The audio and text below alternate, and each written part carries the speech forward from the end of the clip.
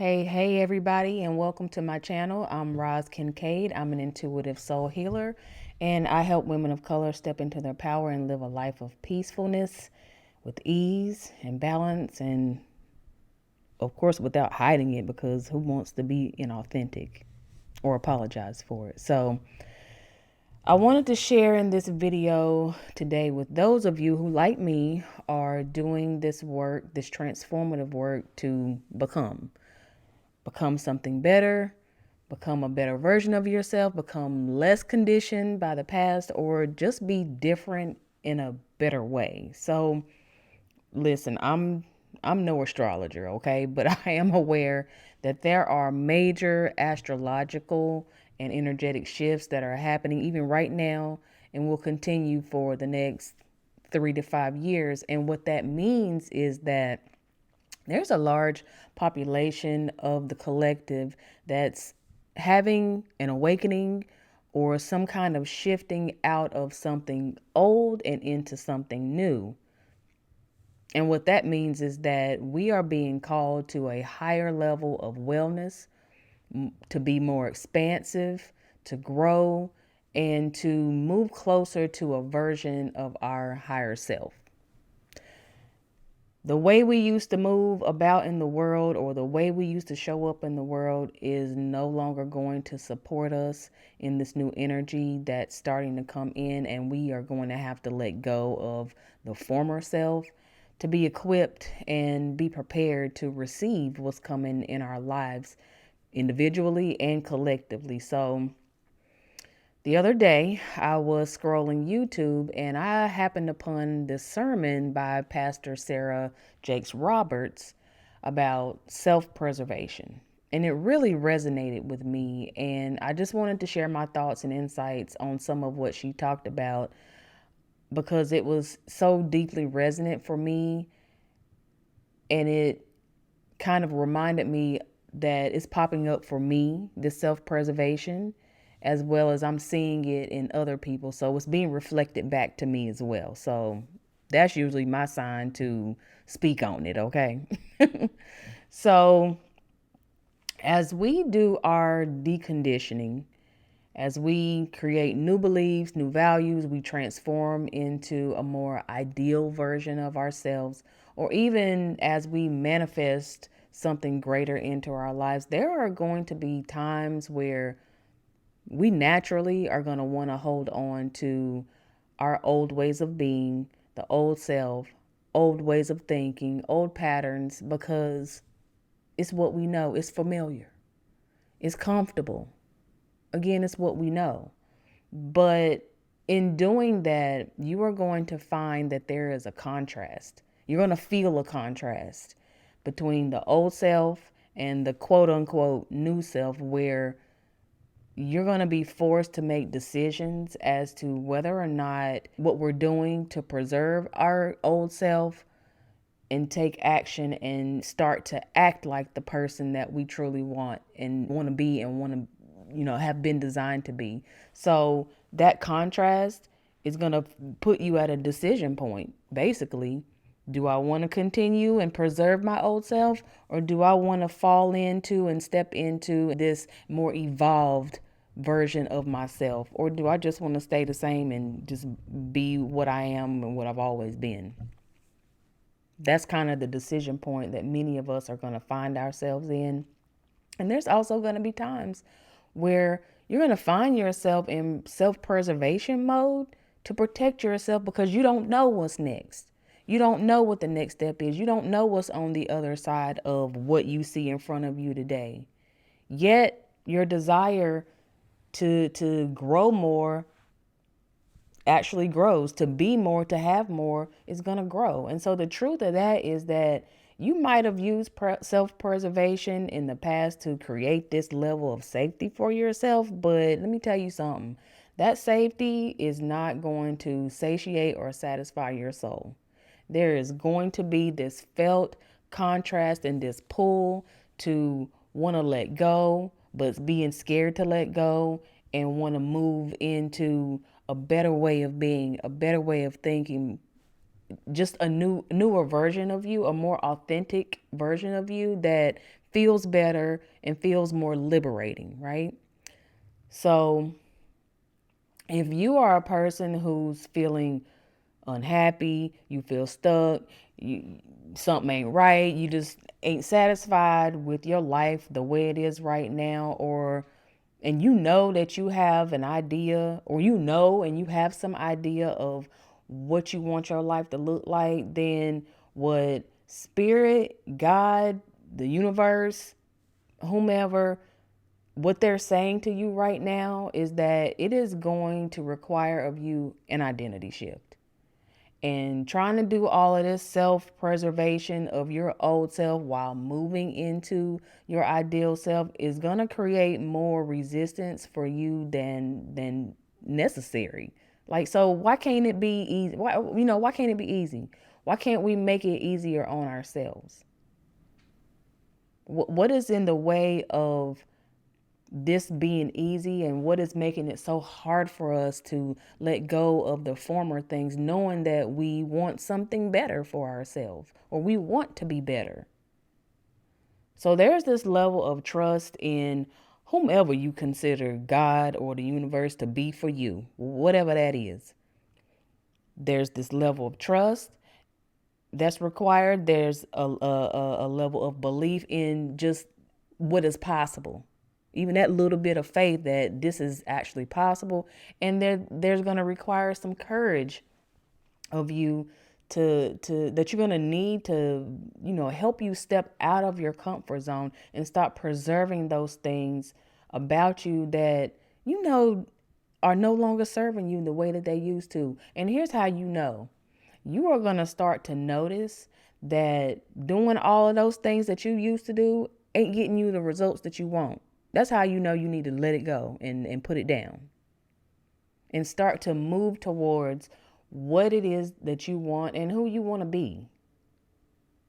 So when you accept that and move towards that, then what's going to happen is God, source, the universe, they are going to come rushing in with resources, money, energy, time, people, all the resources to support you in making that change. But they're waiting for you to let go first. They're waiting for you to shed it all off to be able to do that. And for most of us, pretty much all of us, that don't happen overnight. That is a process that happens over time, one decision point at a time. So the very things about yourself that you are trying to hold on to and trying to salvage and preserve and take with you to the next level may very well be the same things that cause you destruction when you reach that level. Think about that. So this kind of reminds me of this exercise that we did when I was getting my coach certificate, when I was training to be a coach and getting my coach certification. We did this exercise called the old self, new self exercise. And in that exercise, and I even use this, in my own coaching practice with my own clients to help people kind of let go of some of that old self. In that exercise, our teacher, our instructor led us through this visualization, meditation, whatever you want to call it, where we connected with the old self. We got a visual of who that is. We felt that energy. We let it speak. We heard it talk. Whatever the case may be, we let it be in its fullness. And then we checked in with ourselves about how we felt about that old self. And what came up for me was sadness. What else came up for me was like this visual of my old self kind of like hanging on to the back of my shoulders, kind of like riding my back. It's as if I'm swimming through the ocean and I have my old self kind of hanging on to the back of me, just weighing me down and riding my back as I'm trying to make it into, you know, clearer, calmer waters, the new self. And it saddened me, and it really like weighed on me that I can't be with this anymore. I can't do life like this way anymore. But it also made me sad because I spent a good portion of my life, like 40 years of my life, walking through life with this old self. And to let it go brought sadness to me. But it also brought up some fear because it's like, well, who am I going to be if I'm not who I am, who I am right now? If I'm not my old self, then who am I going to be? Who am I then? I created this whole identity around this person who's been hanging on to me and created security around this idea in this version of myself that when I think about moving on to a better way of life, a better way of thinking, a new perspective on life, learning new things about myself, healing, transforming, is only weighing me down. And while I want to let go of this version of myself, I'm also afraid and I'm also sad because it's become my security blanket. And so in the middle of the exercise, we kind of take a beat, breathe, and then we turn to the new self and lean into that and feel into that and listen into that version of ourselves. And I can remember distinctly looking at this version of myself, and it was like a new a mom looking at her baby, encouraging it to walk. Like, come on, baby, you can come. You can walk. You can walk over here. You got it. And I liken it to the idea of Jesus calling his disciple out of the boat and calling them to walk on water to him. And it's like, there's great things over here. You can do it. I believe in you. Come walk on this water and come over here to where it's greater. And I was excited about that. And I was wanting to do that. And the desire was ripe. And I could see so many good things on that other side where my new self lived. But yet the fear was still there. The doubt was still there. The old self was hanging on to me. And so through the exercise, our instructor guided us to start to let go of some of that old self and start to take a step out of that boat, out of that comfort zone, and start to move closer and closer and embody. And when I say embody, I mean acting as if, believing as if, thinking as if, speaking as if, responding as if, feeling as if you are already that person, because you really are. You wouldn't even be able to connect to it, have an idea of it, or any of that if it didn't exist in the energy, in the spirit realm.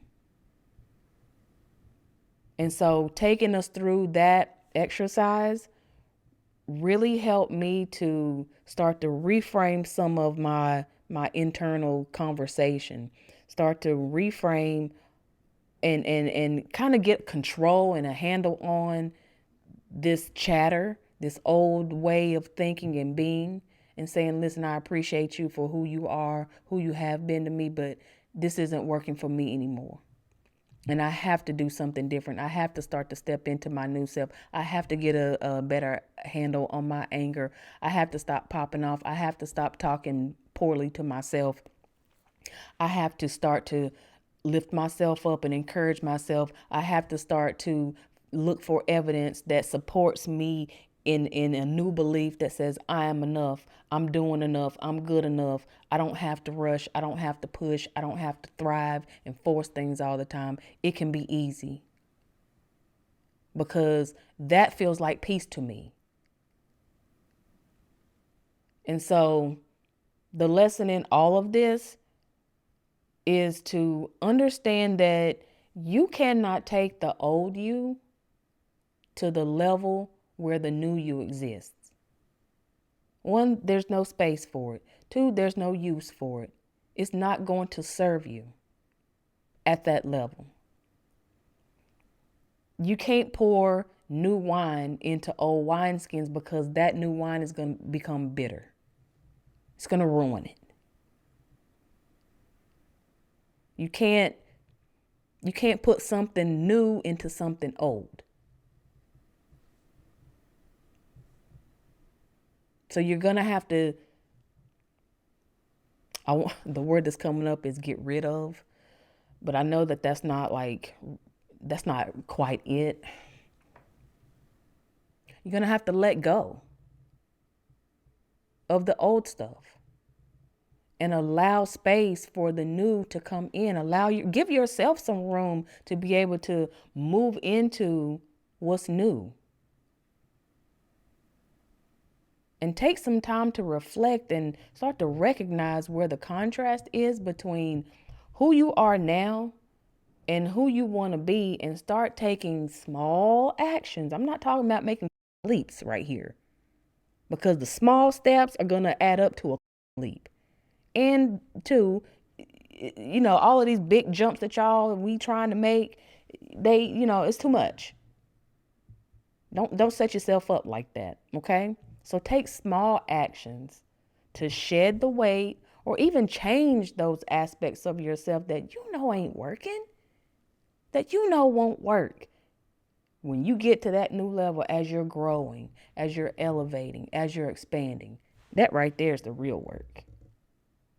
Knowing that there's this old version of you still existing and choosing to embody, to act as if you are that new person, because you really are. It exists. You just got to start pulling it on in.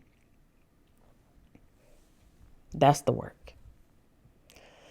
So that's all I have for y'all today. Stop with the self-preservation.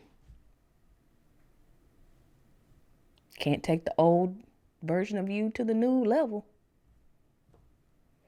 So listen, if you like this kind of content and you want to hear more of it from me, or you want to connect with me, or you want to work with me, then make sure you check the links in the description box. I'll also drop the link to Pastor Sarah Jakes Roberts' sermon below too, for those of you who are interested in seeing the inspiration for my insight in this video. So also make sure you like, subscribe, and share this video with somebody. You never know how it could help somebody, how it might help you. So thanks for watching, and I'll see you next time.